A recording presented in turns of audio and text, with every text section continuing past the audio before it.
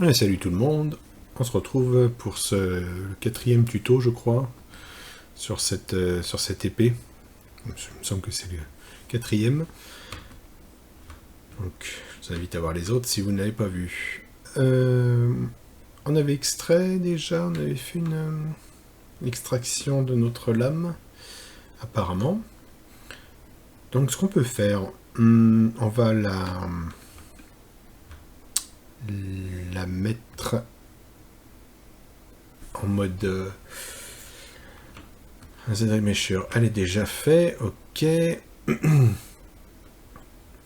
Si je fais un CTRL D pour lui donner les subdivisions, on s'aperçoit qu'elle va smousser des angles que l'on avait un peu retravaillés, donc c'est pas ce qu'on veut. On va commencer par donner comme information à cette broche le fait que les angles soient, que certains angles soient durs, quitte à ce que nous on vienne les casser après, les modifier, mais pour commencer on va faire ça. Donc c'est ce qu'on appelle le crease, c'est C-R-E-A-S-E en anglais. On va le trouver en utilisant l'approche Z-Modeler. Elle est là. Je vais afficher mon polyframe pour voir où j'en suis.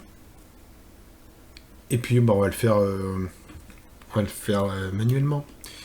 Donc je me mets sur une edge, j'appuie sur la barre d'espace, je prends l'option crease, et puis on va mettre edge loop partiel. Ouais, celle-ci. Ok, on va faire comme ça, on va tous les faire. On va faire tout le contour, tout le tour. Puis après on reviendra modéliser tout ça. Ça, si je clique là-dessus, vous voyez, ça me fait tout le bord, tout le loop. Ça m'intéresse pas. CTRL Z. Tac, tac, je clique sur mes angles. Pardon. Ne vous trompez pas. Hein. Si vous vous trompez et que vous cliquez sur un polygone, vous allez tout de suite voir que ça vous a fait autre chose qu'un crease. Et pour éviter ce genre de choses, je le répète, vous pouvez vous mettre sur un polygone. Pardon. Vous appuyez sur espace et vous lui dites par exemple do nothing. Pareil pour un point. Do nothing. Comme ça vous êtes sûr que ça ne fera ça ne fera rien si vous faites la misclick à côté. Et ensuite, pour faire les angles de ceci là, on va se mettre en crease sans qu'on lui mette juste l'option edge. Donc il va nous faire un pincement que sur une seule edge et non pas sur tout le contour, sur tout le loop. Edge loop. Hop, on va faire cela.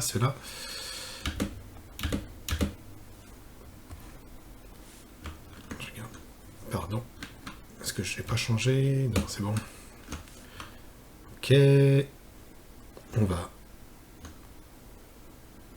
est comme ça. Ok, on va faire pincer celui-ci aussi. On va pincer lui. Lui, il me l'a pas fait. Ok, super. Crease, edge. Enfin, il me l'a pas fait. Je l'ai peut-être enlevé aussi. Hein. J'ai tendance à accuser ZBrush. C'est plus facile. Tac, tac. Solo, merci. Tac, tac. Allez, on s'en tape 4 à la main. Un petit 5e ici. Ce qui va nous permettre, lorsqu'on va maintenant faire des CTRL D pour subdiviser, de garder l'aspect, je vais mettre comme ça, l'aspect pointu, enfin pincé, l'aspect des arêtes dures. Là. CTRL D, voilà, ça reste en dur. CTRL D. Et puis on va lui faire on va lui faire une petite épaisseur histoire de pouvoir sculpter. Je vais le centrer. Parce que vous voyez là mon gizmo n'est pas centré, donc j'appuie ici, ça l'a centré. Je l'épaissis un peu volontairement. Voilà. Et puis je vais appeler ma broche H Polish. Et puis on va commencer à sculpter. Par contre là, j'aimerais bien que ma symétrie soit là. Là, je vais en profiter pour vous montrer le changement d'axe de symétrie. Alors, je sais jamais, je teste tout. Moi, dès qu'il faut commencer à réfléchir aux axes, faut demander à quelqu'un d'autre. Voilà, c'était celui-ci. Et puis, on va sculpter. Donc là, j'ai mon intensité, je vais la forcer un peu plus. Voilà.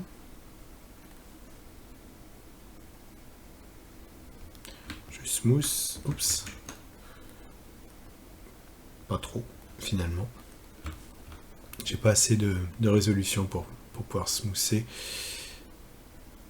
Donc, je vais en rajouter. CTRL D. Donc, comme je l'ai dit précédemment, j'aime bien orienter mes mèches de façon à l'avoir dans la courbure de mon poignet.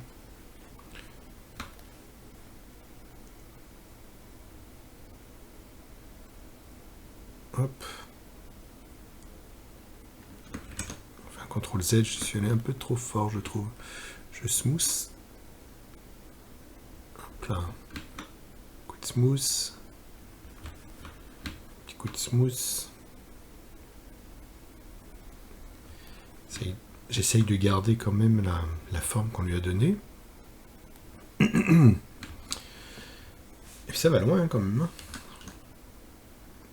Donc on va essayer de la sculpter comme l'artiste 2D l'a dessiné. Hop. Je pense que j'aurais pu me permettre de la grossir un peu plus pour marquer le trait.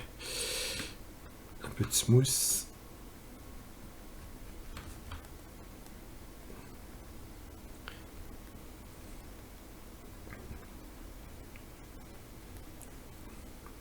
Ça. Ok. Je smooth un petit peu. Je vais retravailler avec mon H-Polish. L'agrandir un peu. Je vais changer aussi de couleur de matériaux. Je vais mettre en mat cap grey. Et n'hésitez pas hein, à orienter votre lame de façon à voir les ombres. Voir où est-ce que vous en êtes.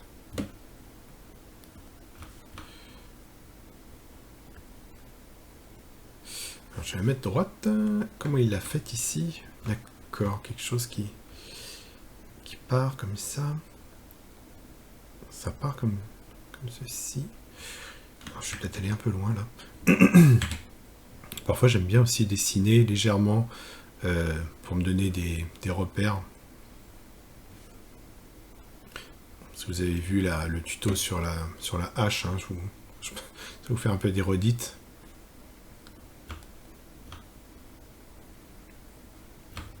Mais bon. Comme ça. Ok. Tac. Oula. Quelque chose un peu comme ça. Ok. Comme ça me donne visuellement un repère où est-ce que je vais arrêter mon sculpte. Clac. Je smooth légèrement. Voilà. J'agrossis un peu ma broche pour pas y passer non plus trop de temps. Ça vous embête pas trop, quoi. Le but, c'est que vous compreniez ce que l'on fait.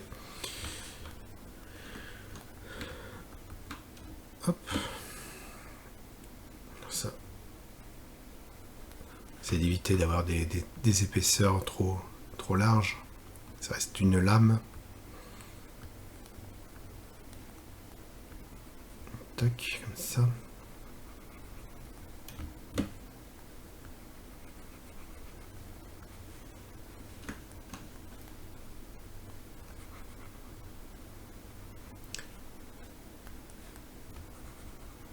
Ça. Pas grand chose à dire là. Je sculpte. sans trop écraser non plus parfois le crayon quand j'arrive au bout. Ok, le crayon, le stylet, hein. On aurait compris. Et l'arrière, ouais, l'arrière aussi. Lui donner peut-être lui casser un peu les arêtes. Lui casser les arêtes. Comme ceci. Que ce soit pas trop parfait. Histoire que la lumière s'accroche lors de la construction de ma normal map un peu aussi. Hop là. Ceci.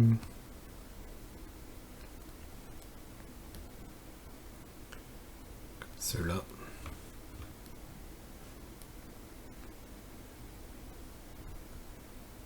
Tac, tac, tac. Elle a moins besoin d'être affinée, effilée, vu que c'est pas trop par là qu'ils vont donner des coups d'épée. Du coup, elle semble pas avoir été prévu pour faire ça de ce côté, mais un petit coup par là quand même. Un petit coup sur la tête. Ça fait pas de mal. Voilà.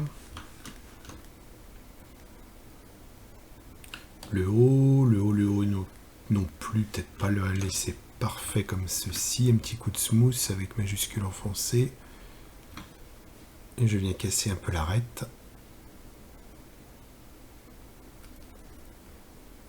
Hop. Comme ceci. On fait un CTRL D pour lui apporter une subdivision supplémentaire.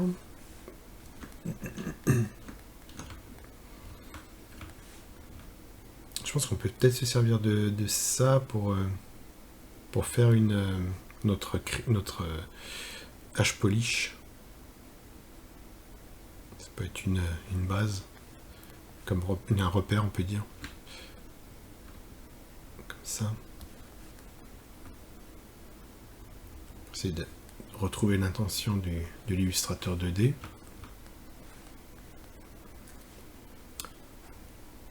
On creuse, on marque. Ok. Ici, on a un pet.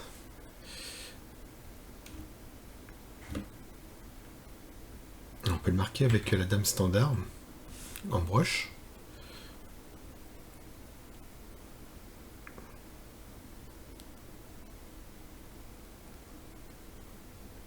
Voilà, par contre, j'avoue, je fais recto verso, ça sera la même.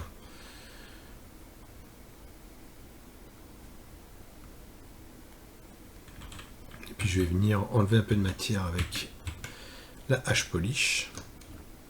Venir un peu creuser dedans.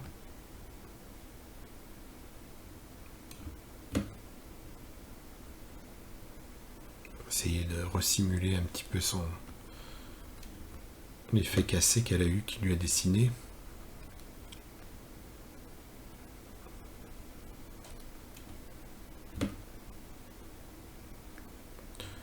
Voilà.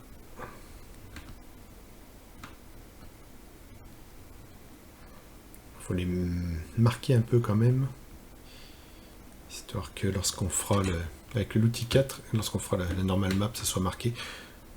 On va accentuer un petit peu ce trait de dessin un peu droit. Avec le 3, je vais remarquer un peu le creux.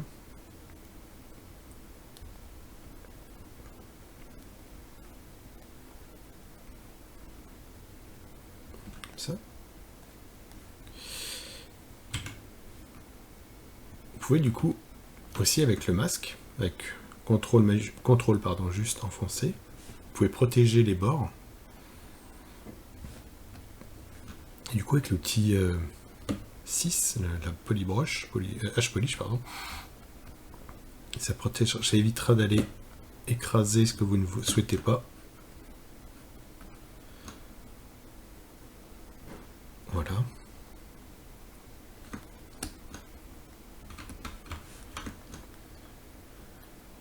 Ici, une bonne un petit coup de H-polish à mettre, je pense. On peut le marquer peut-être comme on a fait pour en haut, pour montrer qu'elle a vécu la lame un peu.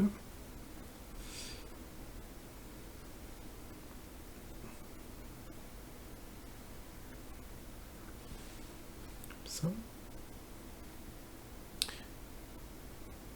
Ok. Des rebords bien émoussés. Ici, on aura aussi quelque chose, un trou à lui faire. On peut styliser son trou, comme ça. En jeu de mots.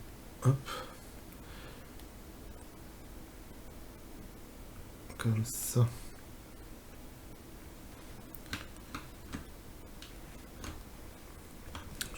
On verra comment on peut enlever une partie d'un coup.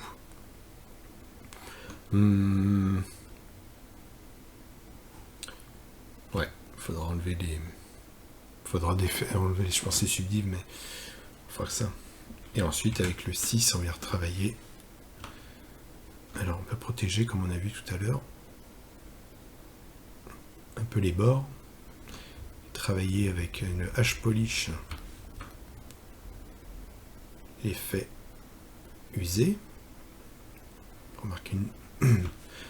Pour marquer la différence de strat un peu, voir ce que ça donne. Je le verrai bien comme ça. J'espère que ça va marcher. Tac, tac, tac, tac. Voilà. Pour effacer un masque, pour rappel, c'est CTRL, clic, je tire dans le vide. Alors ça, c'est un peu étrange, ce double trait. On va le corriger. Comme ça. Ok. Alors, pour faire un trou, moi, je pensais mettre... vous voyez, ils ont des... Parfois, il y a des couleurs, ce qu'on appelle des polygroupes. Et on peut, nous, en assigner des polygroupes, si on veut. Alors là, pour le moment, cela ne m'intéresse pas. Donc, si je fais CTRL-W, j'ai assigné un polygroupe à tout mon mesh. Si je refais CTRL-W, ça m'assigne une autre couleur à chaque fois. Voilà. C'est joli, hein, super. Ensuite, si on va assigner, donc, ce que je pensais, moi, c'est assigner un polygroupe à cette partie. Et on verra comment on supprime ce polygroupe. Donc, je peux le masquer pour le moment. Je vais faire un masque sur la partie que je souhaite supprimer. Je pense que c'est possible qu'il me demande de supprimer les subdivisions, parce qu'il n'aime pas trop des fois. Je remets juste pour vous montrer. Si j'appuie maintenant sur CTRL-W, il m'a assigné un polygroupe juste à mon masque. Donc c'est pas mal. Parce que ce qui va se passer, c'est que avec CTRL majuscule enfoncé, on le voit pas là, j'essaie de le faire. Voilà, CTRL majuscule enfoncé. Si vous cliquez sur un polygroupe, ça va l'isoler. Et si vous refaites avec CTRL majuscule, CTRL Shift, c'est pareil, sur ce même polygroupe isolé, vous recliquez dessus, ça l'inverse. Et c'est pas mal ça, le fait de ne plus le voir, parce qu'on va pouvoir demander à ZBrush de supprimer ce qui est masqué. Alors, il va que je vous le retrouve, c'est dans Modify Topology, il y a quelque chose qui s'appelle Delete Hidden, alors, diminutif del Hidden, on appuie dessus. Ok, et là c'est là où il nous dit que cette opération, pour faire cette opération, il faut qu'on lui supprime les subdivisions. C'est ça ce qu'il appelle les subdivisions. Donc ok, supprimer les subdivisions. Et maintenant, delete hidden. Et voilà. Pour bien vérifier qu'il a supprimé ce qui était masqué, on fait CTRL majuscule, on tire dans le vide, Et on voit bien que rien ne réapparaît, donc il l'a bien supprimé. Donc ça, c'est pas mal. Du coup, on a quand même, mine de rien, notre épée qui a un trou. Donc, ce qu'on va faire, il y a quelque chose qui s'appelle Close All, mais si on le fait, ouais, si on le fait, il comprend pas tout. Enfin, il comprend pas tout, il fait au plus simple. Ça ne nous arrange pas. On peut essayer. C'est vrai qu'on a dû le faire pendant le Dynamesh. C'est dommage.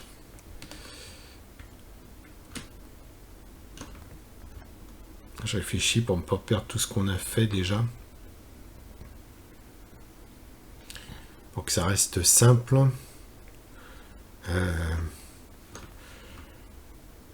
Je pense que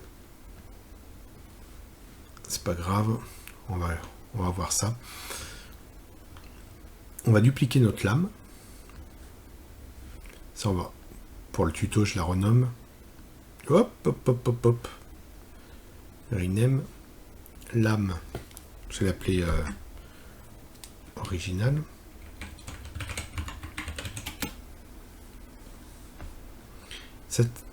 Je vais la masquer. Cette lame-là, il va falloir que je repasse par un Z-Remesher.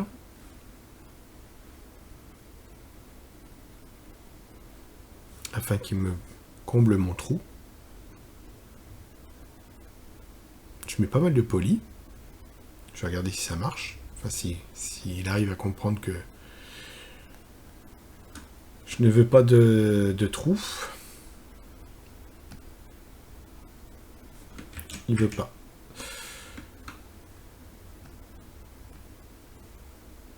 Si je passe par un Dynamesh, ça sera mieux. Il faut que je le monte.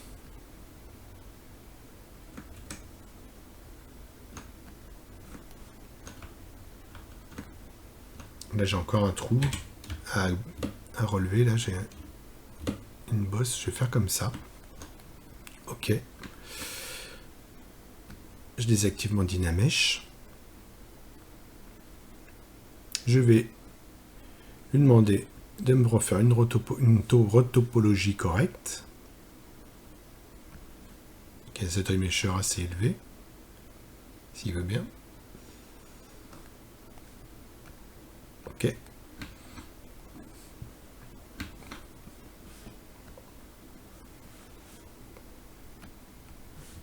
Je vais faire du CTRL D pour lui mettre des subdivisions et lui rajouter de la matière. Et ensuite, ce qu'il va falloir faire pour récupérer tous les tous les détails de ma lame, je vais lui faire une projection. Je vais projeter tous ces détails là sur ma lame d'en dessous qui est là. Alors pour ça, il faut vraiment que la première soit au-dessus et qu'il n'y ait aucun subtool au-dessus de la première. C'est vraiment la première à projeter sur celle d'en dessous. Donc on va faire ça. Là, j'ai cliqué sur celle d'en dessous. Je l'ai isolée pour voir les différences que ça va faire après mon action. Et quelque chose qui s'appelle Project. Le color pour le moment, on s'en fiche. Juste la géométrie, Project All. Et du coup, il a récupéré ces détails. On va pouvoir du coup continuer sur celle-ci. Je smooth, je récupère les cracras.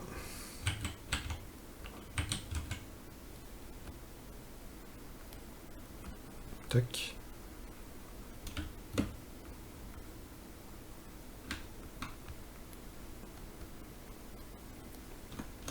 Là, je vais smoother.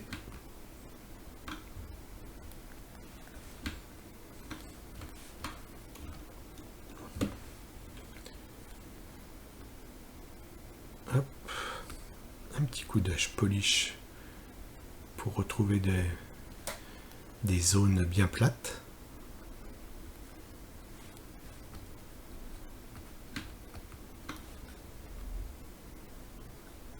Comme ça.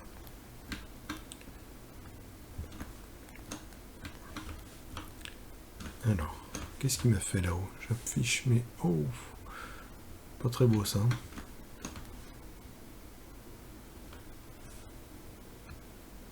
Ça, c'est pas très beau.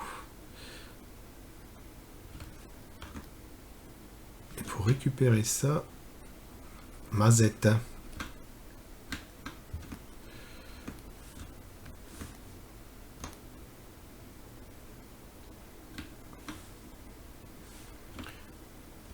On va les faire en... Oups. On va sélectionner... Qu'est-ce que on va sélectionner en mode... Dans la broche des sélections, celui-ci, Select Lasso. Ok, merci.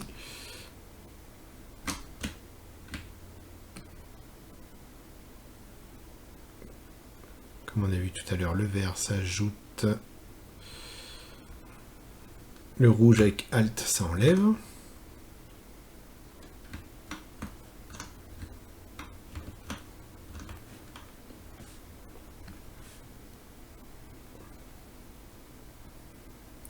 Je les ai enlevés. Je les ai masqués.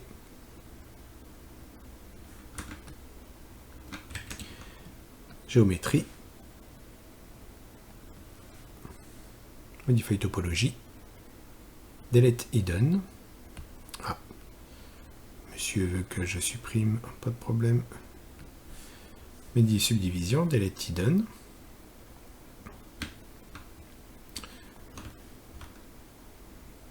Mais je me retrouve avec des petits trous. Et ben on va lui faire un close all. Modify topologie. Close all. Close all. Fermez les trous. Touc.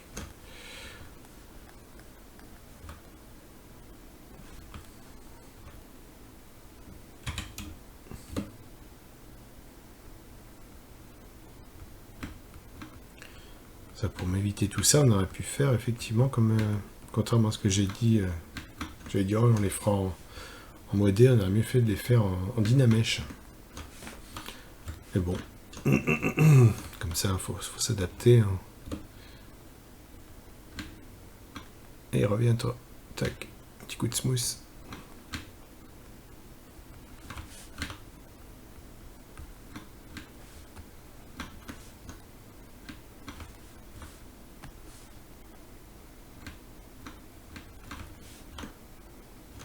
Ok. CTRL W, parce que là je vois. CTRL D, parce que là je vois qu'il y a des échelles.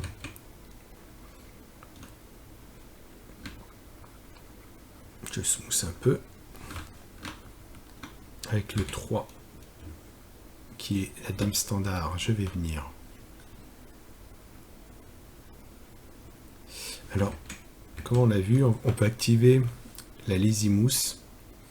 Ça va vous permettre de faire des traits un peu plus droits.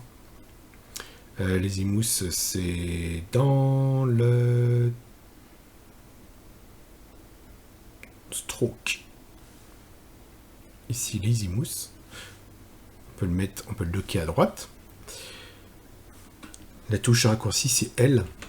Vous voyez, L, ça désactive, L, ça l'active.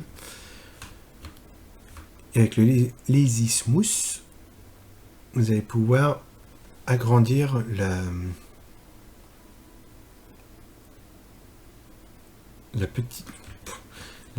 fait que le calcul, on va dire, entre le premier clic et le dernier clic de votre souris afin qu'il fasse une moyenne.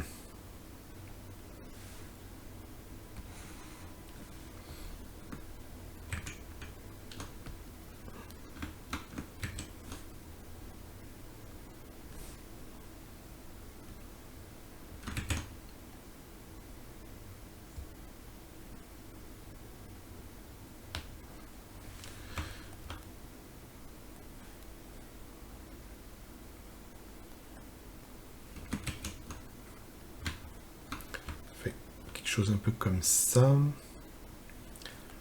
Et je vais venir écraser un peu avec la hache polish. Hop là, l'arrivée, que ça fasse pas une bosse, enfin une double bosse. Ce qu'on peut faire aussi, c'est peut-être...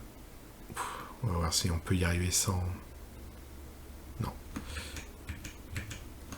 Sans masque, mais... Hop. On va avoir du mal sans le masque.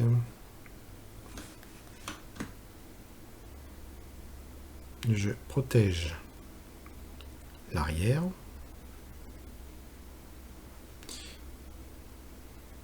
Comme ça. Histoire de casser cette vaguelette là.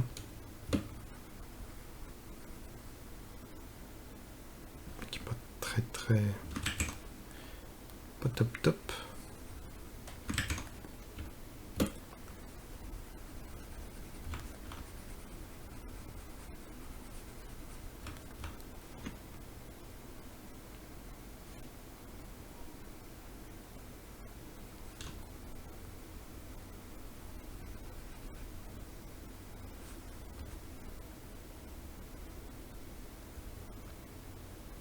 Ça. Un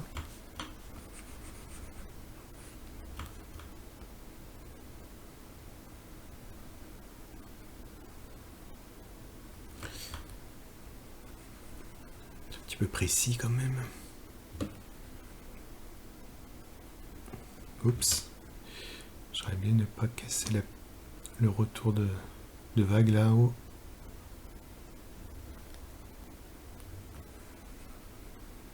Je smooth un peu le tout. J'enlève mon masque.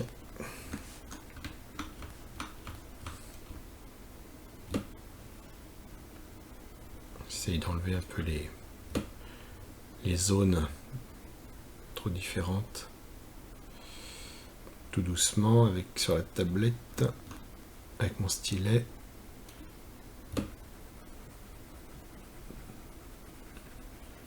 Toujours avec le hache polish.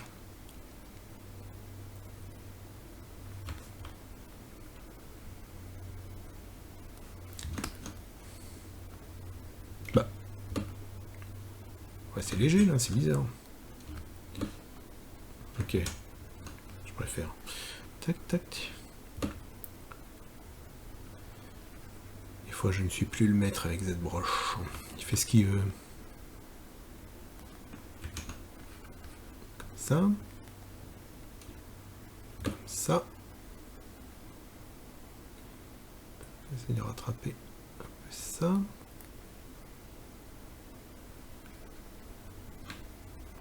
Comme ci, comme ça. Hop là. Voilà.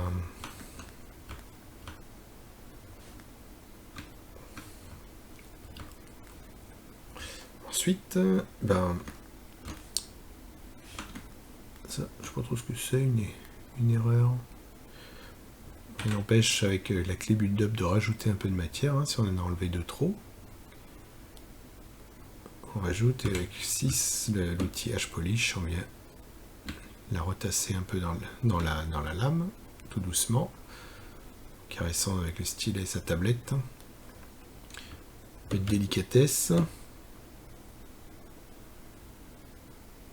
Comme ça. Dans cette hache, dans cette épée, pardon. Ça nous empêche, là je vois qu'il fait...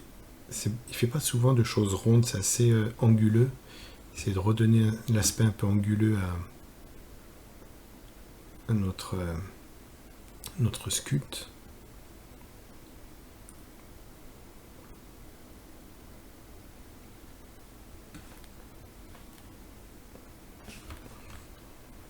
Et puis là, on peut marquer un peu cette cassure que l'artiste a mis en avant.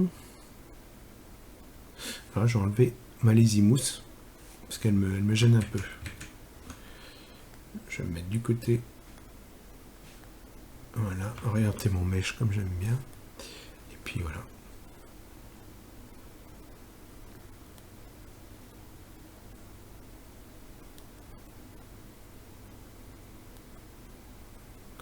Et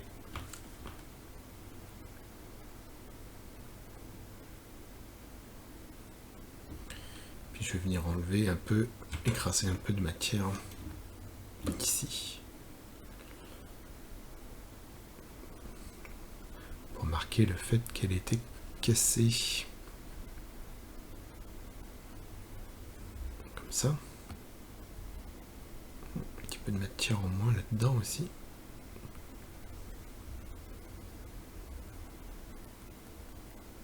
Avec l'outil, la broche dame standard. On va venir remarquer un peu les creux.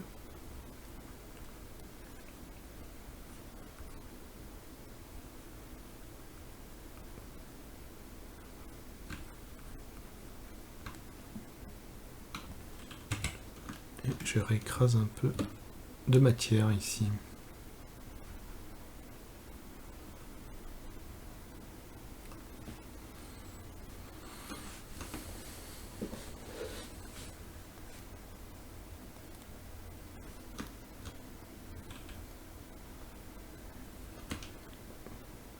petit peu de masque.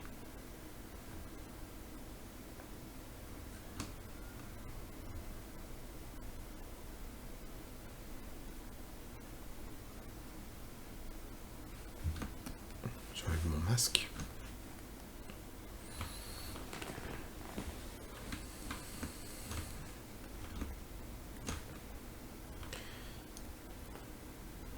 Ensuite, je vais en profiter. Est-ce qu'on a... Oui, on a un petit peu de subdiv. Si je me mets à la plus basse, on va pas refaire la même galère que la première fois. On va se la faire à la main, celle-ci. On dirait qu'elle se marre. Tac, tac, tac, tac, comme ça. On remonte un peu. Il la fait partir comme ça. Ok. Pour récupérer ça, on va commencer par smousser pour dépincer un peu le tout. Je relâche majuscule. Je smooth.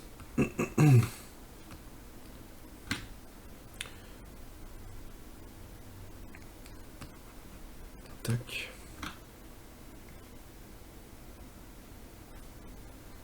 Je remets un peu de matière. Oui, ok.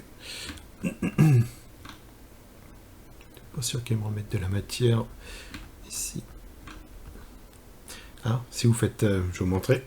Si vous êtes proche, je sais pas si ça va marcher là. Ouais, ça.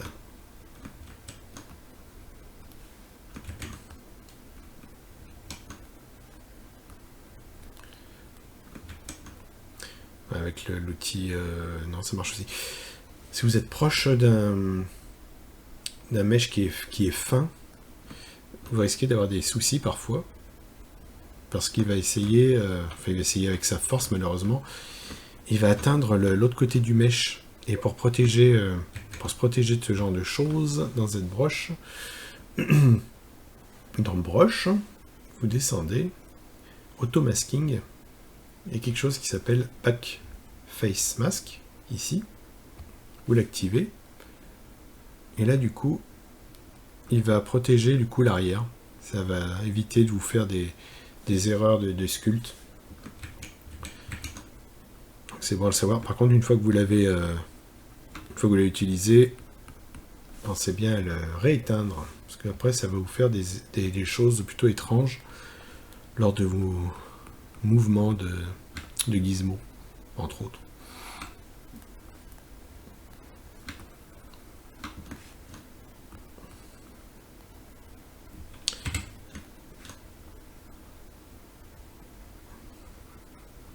Toc, toc, toc. Voilà. Donc là, l'épée, elle commence à avoir une tête sympa. La lame.